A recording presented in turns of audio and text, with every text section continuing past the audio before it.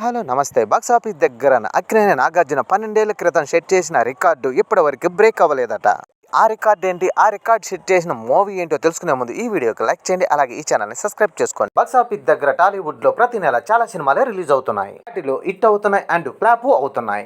లోనే కాదు, ప్రతి నెలలో కూడా కలెక్షన్ల పరంగా సంచలనం సృష్టించే సినిమాలు వస్తున్నాయి. దీంతో ప్రతి సంవత్సరం హైయెస్ట్ కలెక్షన్ సాధించిన మూవీస్ కూడా వస్తున్నాయి. మార్కెట్ పరంగా చూసుకున్నా గానీ ఏటేటా హైయెస్ట్ కలెక్షన్ సాధించే సినిమాలు కూడా వస్తున్నాయి. ఇప్పటికి సంవత్సరంలో కొన్ని నెలల విషయంలో మాత్రం అద్భుతాలు సృష్టించిన సినిమాలు ఇంకా ఉన్నాయి.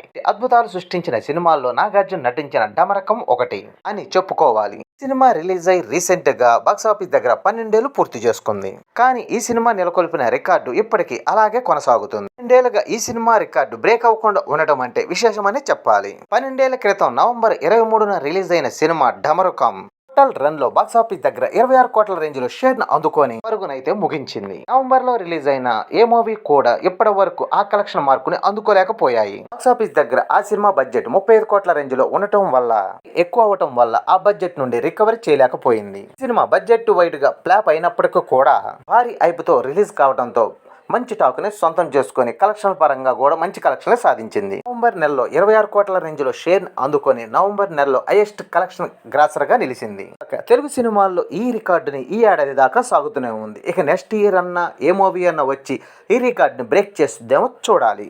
ఈ వీడియో నచ్చితే లైక్ చేయండి, అలాగే ఈ ఛానల్ని సబ్స్క్రైబ్ చేసుకోండి.